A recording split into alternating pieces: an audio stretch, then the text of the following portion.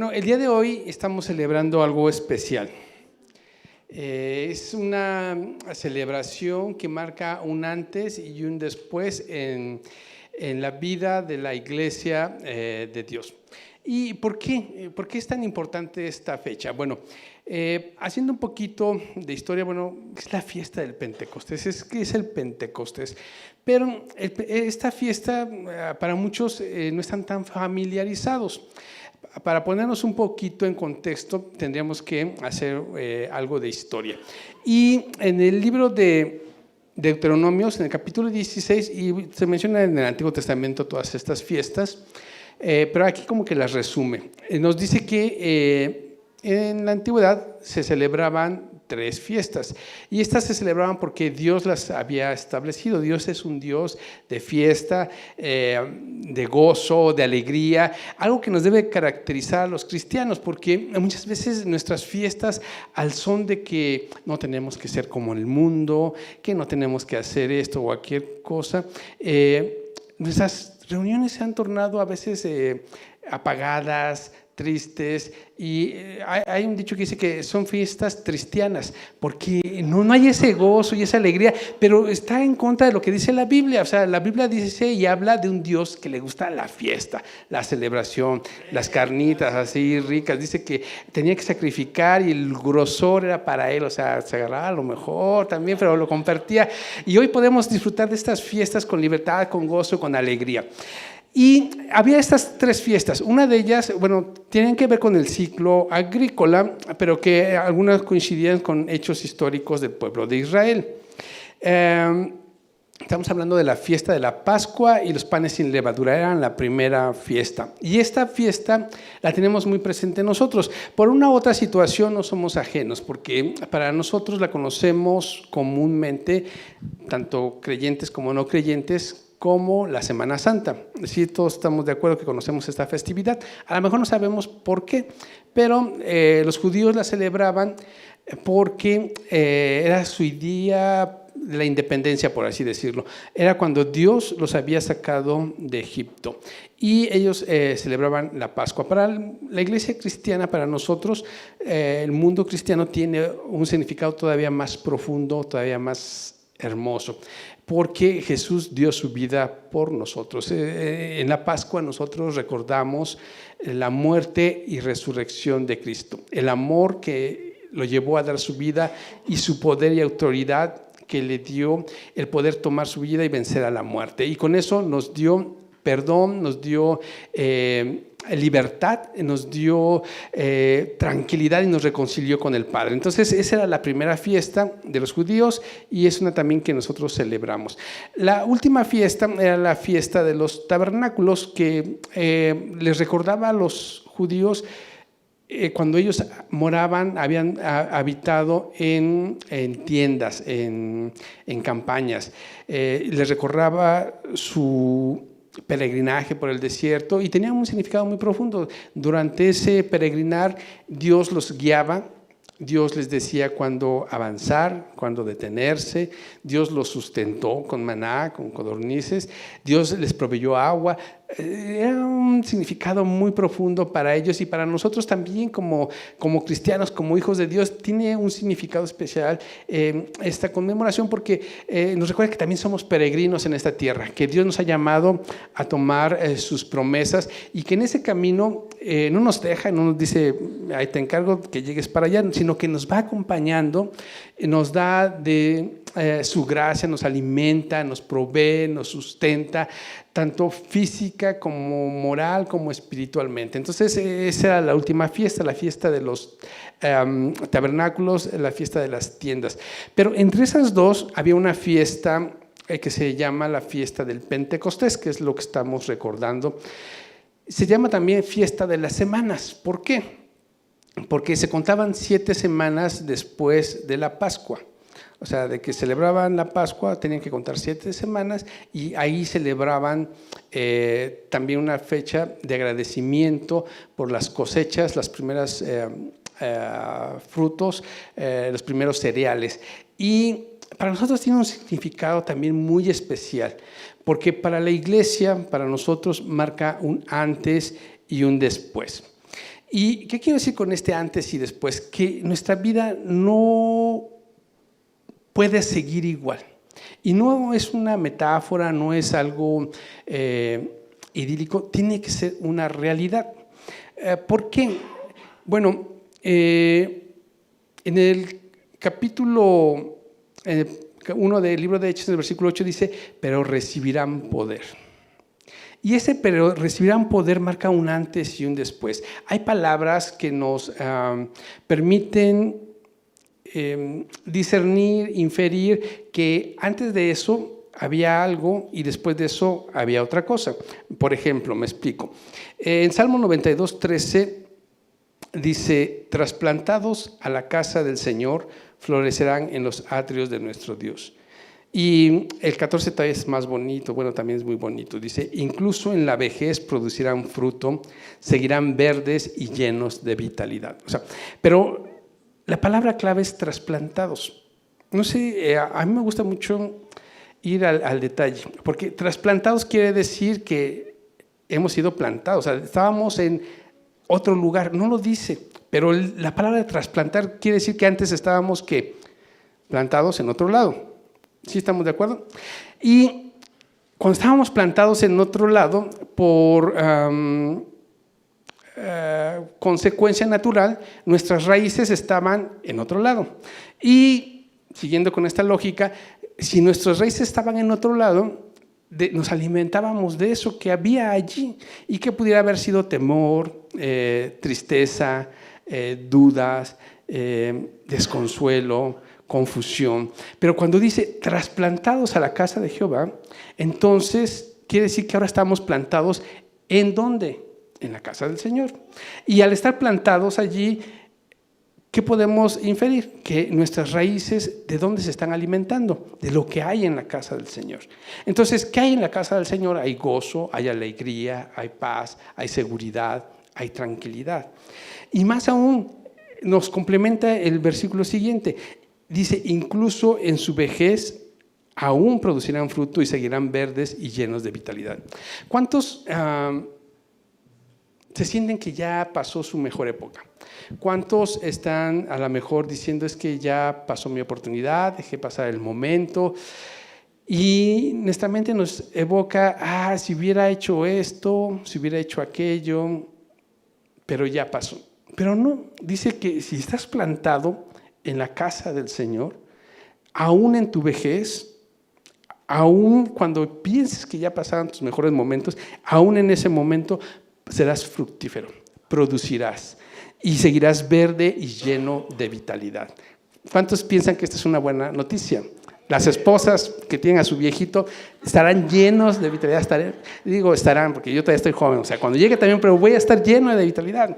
Entonces, somos fructíferos, pero ese es un antes y un después. Cuando estábamos plantados en otro lado, pero al ser trasplantados, la vida cambió.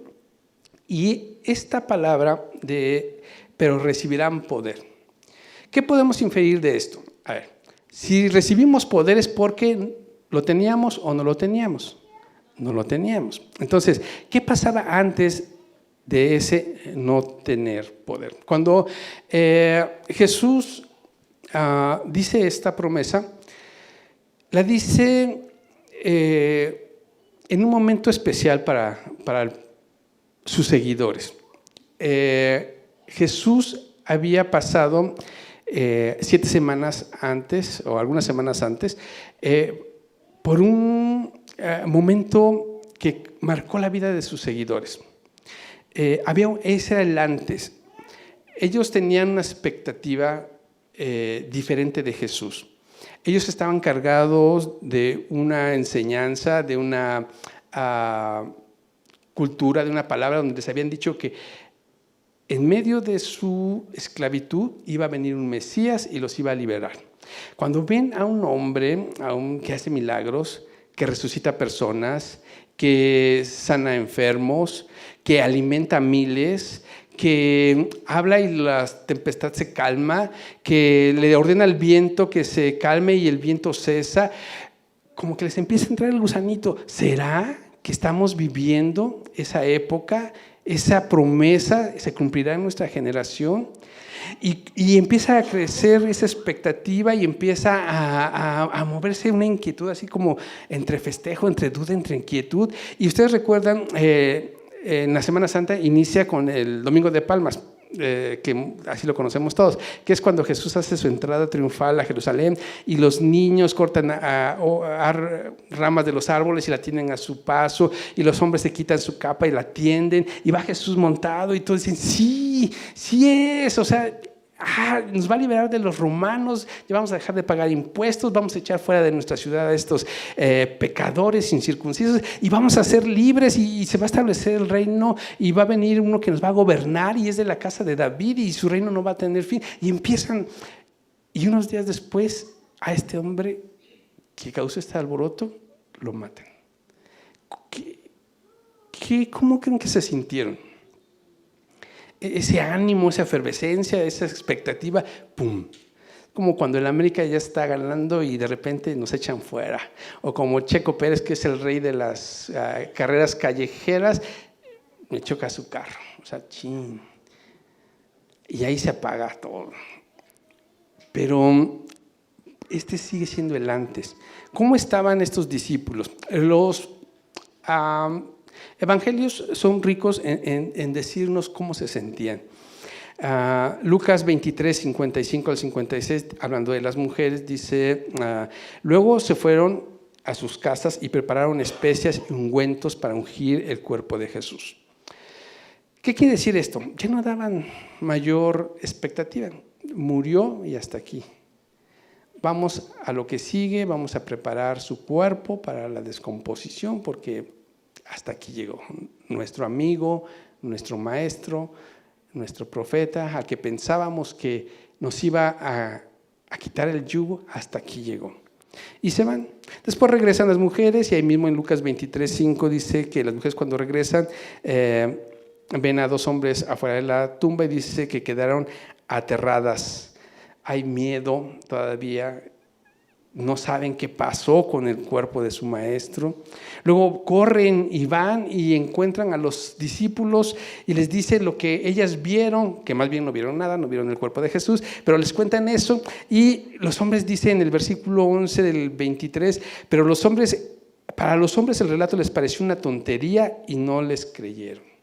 Y cierra el 12 diciendo, preguntándose qué habría ocurrido. O sea, nuevamente desconcierto, incredulidad. Esas palabras, eso que ustedes me están anunciando son tonterías, ¿no? Es increíble, no puede pasar. Luego en el mismo Lucas 24, cuando van dos hombres caminando a una ciudad cercana a Jerusalén que se llama Emaús, se les empareja a alguien, no lo conocen, pero se mete en la plática y les pregunta, ¿de qué vienen discutiendo tan profundamente por el camino? Y ellos así como que, ¿y este quién es? Y se detienen de golpe, dice la Escritura, y con sus rostros cargados de tristeza. O sea, en el antes hay tristeza, decepción. En el 21 del mismo 24 dice, estos dos hombres que estaban cargados de tristeza, nosotros teníamos la esperanza de que fuera el Mesías que había venido para rescatar a Israel. Todo esto sucedió hace 3 días, o sea, perdimos la esperanza. Hombres cargados de tristeza, desesperados, sin esperanza. ¿Cuántas veces nos hemos sentido así? Cuando nuestra expectativa no se cumplió, cuando lo que teníamos en mente ha quedado atrás y ahorita nos sentimos como que, pues ¿qué hago? Porque lo que yo creía no sucedió. ¿Hacia dónde voy? ¿Hacia dónde camino? ¿Qué hago? ¿Cómo me dirijo? Ese era el antes de los discípulos. Luego en Lucas 24, 35, Jesús se les aparece porque ellos estaban encerrados, temerosos de la repercusión que los hombres religiosos, los líderes religiosos pudieran tener con todos los demás, porque en ese momento ellos estaban envalentonados, empoderados.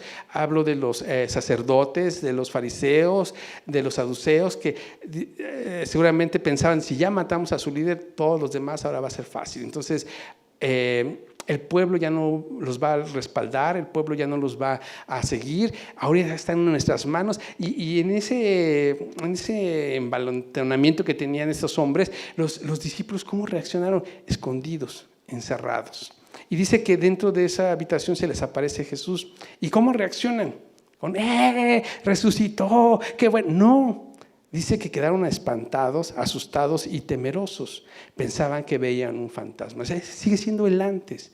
Vean cómo sin el Espíritu Santo, sin ese poder, cómo estaba su situación. Y otros evangelios como Marcos igual dicen que cuando las mujeres llegaron a la tumba, lo mismo, las vieron, se espantaron, desconcertadas, y todo esto sigue siendo un antes de ese recibirán poder. Pero ¿qué pasó después? ¿Por qué es ese parteaguas? ¿Por qué cuento esto? Porque es importante que podamos dimensionar ese antes y ese después, ese contraste, porque el contraste que vivieron los discípulos es un contraste que podemos vivir y debemos de vivir nosotros. Y llegamos al momento, o sea, ya pasaron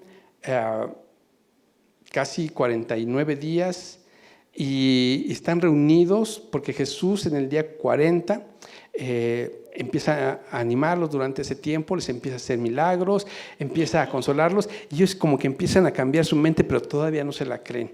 Y hablábamos hace unos minutos de esa montaña rusa de emociones y sentimientos, que cuando en la entrada triunfal estaban hasta arriba, cuando lo crucifican, ¡fum!, se va hasta abajo, cuando encuentran la tumba vacía, vuelven a subir y están otra vez en la cúspide, y de repente después de 40 días Jesús les dice: yo tengo que ser recibido arriba, los tengo que dejar, pero no se vayan de Jerusalén, esperen la promesa del Padre.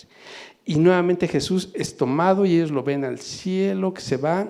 Y si estaban acá con el maestro que ya había resucitado, y de repente, ¡fum!, su ánimo vuelve a cambiar. Y muchas veces así estamos nosotros, en un sube y baja de emociones, de sentimientos, de pensamientos, que ¿y ahora qué hago? ¿Para dónde me muevo? Cuando pensaba que ya la llevaba de gane otra vez, doy un pasito para adelante y dos para atrás, y no me queda claro qué tengo que hacer. Entonces estaban en ese, pero son obedientes. Después de esos 40 días van y se reúnen en un aposento alto, en la parte alta de una casa, y dice la Biblia que eran como 120, no pueden ser más, pueden ser menos, eran como 120, el número es lo de menos. El chiste es que estaban reunidos, unánimes. ¿Y qué es lo que hacían? Alababan, adoraban, esperaban el cumplimiento de esa promesa. Y de repente sucede algo. Estaban en la fiesta, estaban celebrando, recuerdan que hablamos que estaban celebrando ¿qué? La fiesta de las semanas, también conocida como la fiesta de Pentecostés, ¿sí? Entonces, cuando estaban celebrando, había judíos de muchos lugares que habían regresado en una peregrinación a entregar sus ofrendas, entregar sus diezmos, a ofrecer sacrificio. Entonces, había judíos que venían de Creta, de las regiones que ahora son Turquía, de Alejandría, de Mesopotamia, había de muchos lugares. Y estaban allí celebrando en el templo y de repente se escucha un estruendo. O sea, si estaban ahí cerca del templo y escuchan un estruendo, era porque era un sonido, algo que estremeció la ciudad, y todo el mundo se volteó y dijo: ¿qué está pasando? Y corren a ver qué era lo que sucedía, qué estaba pasando. Ahora en nuestros días, si escucháramos eso, nos empezaríamos a cuestionar: ¿fue una explosión, un atentado, fue un trueno, explotó un transformador? Nos pensaríamos muchas cosas, pero imagínense los de aquel entonces. No había como que pólvora para pum, no había transformadores para que ¡pah!, no había tormenta. Les causó mayor revuelo y curiosidad. ¿Qué está pasando? Entonces les gana la curiosidad, van y se acercan y ven a unos hombres, mujeres. ¿Y qué estaban haciendo? estaban haciendo locuras, estaban hablando cosas raras, no los entendían. Pero algunos alcanzaban a ver que sobre sus cabezas estaban algunas como llamas de fuego.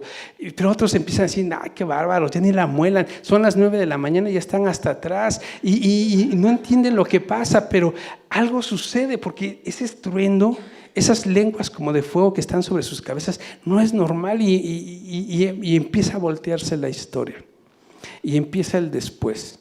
Y esas dudas y ¿qué voy a hacer? ¿Qué está pasando? Que tenían los discípulos, ahora es para la gente que no es creyente. ¿Qué está pasando? ¿Qué sucede? Y vean lo que dice capítulo 2 del libro de Hechos, en versículo 14. Entonces Pedro, y vean esto, dio un paso adelante junto con los 11 apóstoles y gritó a la multitud, escuchen con atención todos ustedes, compatriotas judíos y residentes en Jerusalén. Y les empieza a dar una predicación. Ahora, entremos en los detalles. ¿Cómo era Pedro unas horas antes de recibirán poder? Era un Pedro que había negado a Jesús, era un Pedro que se hacía en lo oscurito. ¿Se acuerdan que lo iba siguiendo de lejos y se apartaba para que no lo reconocieran? No quería que lo confundieran con el Galileo, que estaba siendo apresado. Y todos los demás discípulos se echaron a correr, se escondían de los sacerdotes. Pero en este momento, ¿qué vemos? A un Pedro que dice, da un paso al frente. ¿Alguien que se está escondiendo da un paso al frente? No. ¿Alguien que se está escondiendo le grita a la multitud? No. Vemos cómo ese después empieza a moverse en la vida de Pedro. ¿Y cuál es el resultado de esto? En el versículo 37 de ese mismo capítulo 2 dice, termina Pedro su discurso, les presenta a Jesús como el Salvador, el Mesías, pero no el que ellos creían que los iba a liberar de la opresión romana, sino del Mesías que los iba a liberar de religiosidad, de pecado, de estar haciendo sacrificios constantemente, que les iba a dar una libertad plena y completa. Entonces dice que las palabras de Pedro traspasaron el corazón de ellos, quienes le dijeron a él y a los demás apóstoles, hermanos, ¿qué debemos de hacer? Vemos cómo estos 11 hombres, 11 varones, 12 varones, porque ya habían escogido a Matías, cambian su actitud, cambian sus dudas, cambian sus temores y de repente empieza la valentía y empiezan a gritar y ya no se están escondiendo, ya no les da miedo ser identificados como los amigos del Galileo, como los seguidores de aquel de Nazaret. No les dan miedo eso, sino que al contrario se levantan, dan un paso al frente y les gritan y les dicen, ustedes crucificaron a Jesús, pero Jesús los ha perdonado y Jesús quiere libertarlos y Jesús es el Mesías que hemos estado esperando y que nuestros padres nos anunciaron, y ese Jesús quiere salvarlos. Y ahora el pueblo es tocado y dice que sus corazones fueron traspasados porque las palabras de este hombre cambiaron, dieron un giro. ¿Por qué? Porque hubo un después.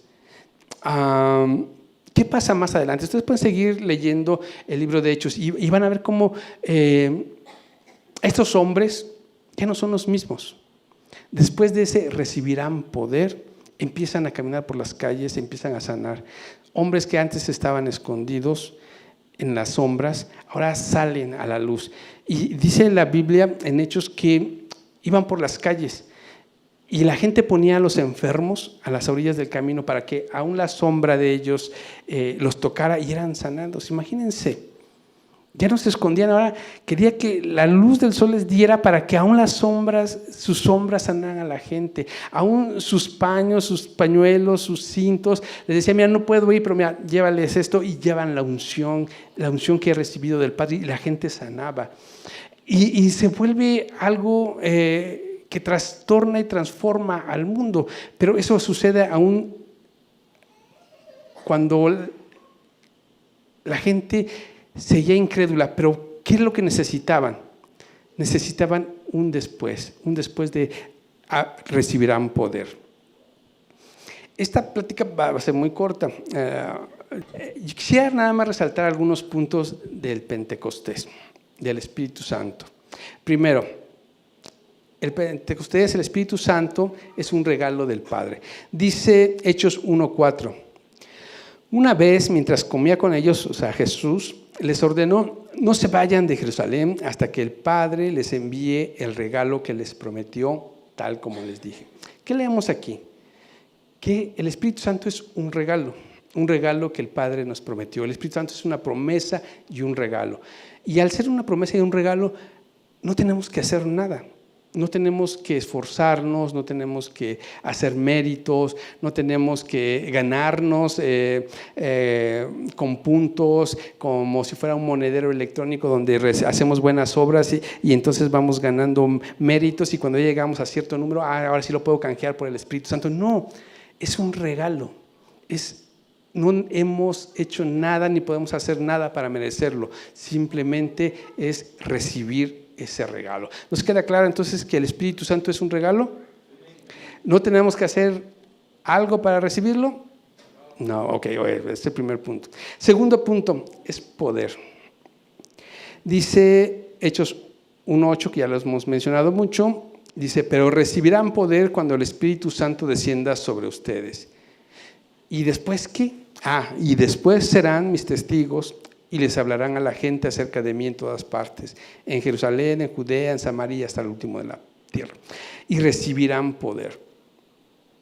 Y recibirán, otras palabras dicen, otras traducciones lo traducen como recursos, otros como valor, y no valor de precio, valor no valor de valentía, de bravura, sino valor de significado. Recibirán ese significado, tendrán sentido sus vidas. Entonces, poder es sí, poder para hacer cosas, poder para echar fuera al enemigo, pero también es algo que nos da valor, que nos da significado, que nos da sentido de vida. Y por último, el Espíritu Santo es para todos. Dice Joel 2:28-29, porque el Espíritu Santo es una promesa que siempre había tenido Dios para todos su pueblo. Y Joel 2:28-29 dice el Padre: entonces, después de hacer todas estas cosas, derramaré mi espíritu sobre toda la gente. Y toda la gente es toda la gente.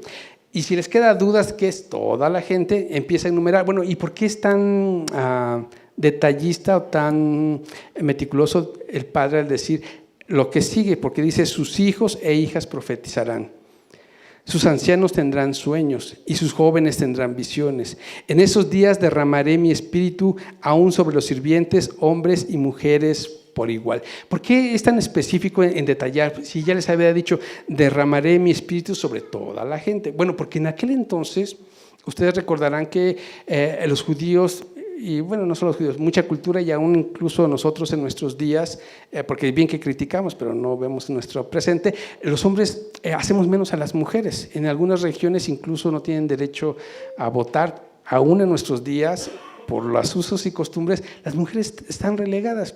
Entonces, no critiquemos a los judíos, nada más era la cultura de aquel entonces. Pero cuando el Padre les dice esto, les dice aún sus niños. ¿Recuerdan cuando Jesús alimentó a 4,000 y luego a 5,000? ¿Qué dice la Escritura? Que alimentó a 4,000 en una ocasión y a 5,000 en otra, sin contar niños y niñas. No contaban, o sea, fueron más, pudieron haber sido 10,000, 12,000, si contamos al esposo, a la esposa y un niño. Eran más, pero no contaban. Pero entonces Jesús, el Padre en este versículo de Joel les dice: a ver, derramaré mi espíritu sobre toda carne. Y que no les quepa duda, toda es toda. Sus niños, nuestros niños, estos que nada más estorban y que no. Todos, porque no estorban, porque el reino de Dios es para ellos. Sus niños y sus niñas tendrán sueños, sus jóvenes tendrán visiones y aún sus ancianos tendrán sueños. Es para toda edad.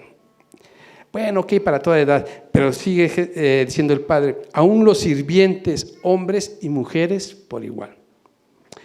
Entonces, les rompe el esquema. ¿Cómo? ¿A todos?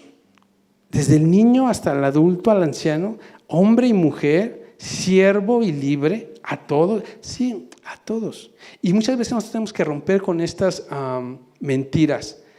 ¿Qué tengo que hacer para recibir el Espíritu Santo? Híjole, tengo que hacer mérito, no tengo que faltar a la iglesia los 52 días, los 52 domingos del año, y tengo que hacer esto, y tengo que levantarme a las 6. Es bueno que lo hagas, pero no es un requisito. Puedes recibirlo desde el principio. Tienes que romper con esas mentiras, con esas de que solo los escogidos, solo los tocados por el dedo de Dios pueden recibir el Espíritu Santo. Esa es una mentira. Todos es todos. Hace muchos años, cuando era niño, o sea, ya me eché de cabeza, solo había unos cuantos evangelistas, solo unos cuantos profetas, y toda la gente se arremolinaba y se agotaban las entradas en los estadios, en los auditorios, porque querían estar cerca. Pero esa era una mentira. Dios está en ti y su Espíritu Santo es Dios actuando en ti y a través de ti.